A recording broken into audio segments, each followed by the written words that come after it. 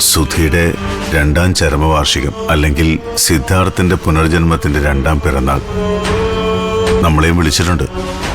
പോണ്ടേ? ഞാനില്ല. വല്ലാത്തൊരു കുറ്റബോധം മനസ്സിൽ. എല്ലാത്തിനും കാരണം ഞാനാണല്ലോ എന്ന് ഓർത്തിട്ട് ഒരു സമാധാനവും ഇല്ല. ഞാൻ നേരത്തെയും പറഞ്ഞിട്ടില്ലേ, അങ്ങനെ ഒന്നും ചിന്തിക്കണ്ട. എല്ലാം ഓരോ നിമിത്തങ്ങളാ. സുധി ഭൂമിയിൽ നിന്ന് പോണം. സിദ്ധാർത്ഥൻ ഭൂമിയിൽ നിലനിൽക്കണം. അത് വിധിയാ. അറിഞ്ഞോ അറിയാതെയോ ആ വിധിക്ക് നിമിത്തമായത് നമ്മളാണെന്ന് മാത്രം. അത് ശരിയായിരിക്കാം. പക്ഷെ അതുമൂലം എല്ലാ നഷ്ടങ്ങളും സംഭവിച്ചത് ദേവികയ്ക്കല്ലേ? എനിക്ക് ദേവികയുടെ കണ്ണുകളിലേക്ക് നോക്കാൻ ഭയോ. ദേവിക എന്തെങ്കിലും സത്യം തിരിച്ചറിയുമോ എന്ന പേടി എന്നെ ഉറക്കത്തിൽ പോലും അലട്ടുന്നുണ്ട്. ആ, അതേ ഭയം എനിക്കുമുണ്ട്. സിദ്ധുവിന്റെ വീട്ടിൽ നിന്ന് അവരെ ക്ഷണിച്ചിട്ട് നമ്മൾ ചെന്നില്ലെങ്കിൽ ആ അസാന്നിധ്യം അവിടെ ചർച്ചയാവും. ദേവിക ഉൾപ്പെടെ സിദ്ധുവിന്റെ ചേച്ചി അവിടേക്ക് ക്ഷണിച്ച സ്ഥിതിക്ക് എന്തോ ഒരു കെണി ദേവികയ്ക്കെതിരെ അവിടെ ഒരുക്കിയിട്ടുണ്ടെന്ന് ഉറപ്പാ. ഇപ്പൊ ദേവികയ്ക്ക് താങ്ങായി സുധിയുടെ അച്ഛനും നമ്മളും മാത്രമേ ഉള്ളൂ.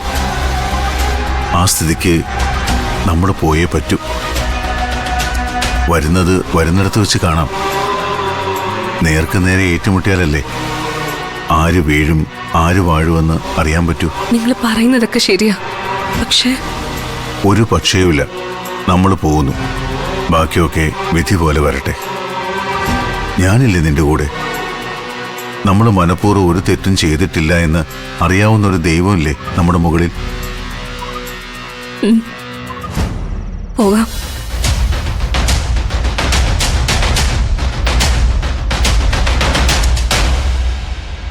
വരും ദിവസങ്ങളാണ് ഏറ്റവും നിർണായകം. നിത്യ തീരുന്നു. അതെ, ചന്ദ്രലേഖയുടെയും വക്കീൽ സിദ്ധാർത്ഥന്റെയും കല്യാണം ഔദ്യോഗികമായി ഡിക്ലെയർ ചെയ്യും. നിത്യയുടെ കാര്യം നീ വീട്ടു പരിസരത്തുണ്ടാവണം. പണി ഞാൻ ചെയ്തോളാം.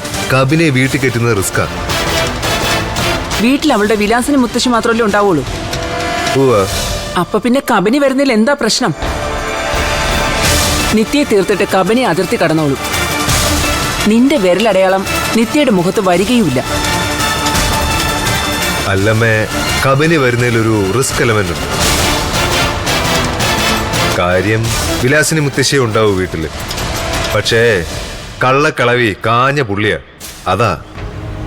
അപ്പോ നീ തന്നെ തീർക്കുമല്ലേ? അതെ. ഒന്നോർത്ത സങ്കടമുണ്ട്. എന്നെ അത്രക്ക് ഇഷ്ടമായിരുന്നു അവർക്ക്. എന്താടാ അവസാന നിമിഷം ചങ്കിടിപ്പിനൊരു പതർച്ച, ഒരു സെന്റിമെന്റ്സ്? ഒന്നും വേണ്ട. നിന്റെ ചേട്ടനോട് മാത്രം മതി നിന്റെ സെന്റിമെന്റ്സ്. ദേവിക, അത് നമ്മളുടെ ടാർജറ്റ്. അവളെ വീഴ്ത്താൻ നമ്മൾ എന്തും ചെയ്യും. ഏതറ്റം വരെയും പോകും. നാളെ സുധിയുടെ വീട്ടിൽ കൂട്ട നിലവിളി ഉയരുമ്പോ പ്രതിസ്ഥാനത്ത് നീ വരരുത്. ഒരു ധൈര്യത്തിന് ഒരു ലിക്കർ വേണം. അമിതാവരുത്.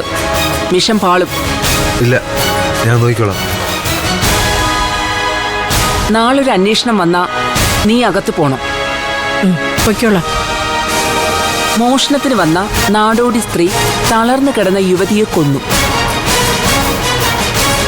അതാവും വാർത്ത. ജയിലിൽ പോകുന്നത് എനിക്കിഷ്ടമാണ് മാഡം.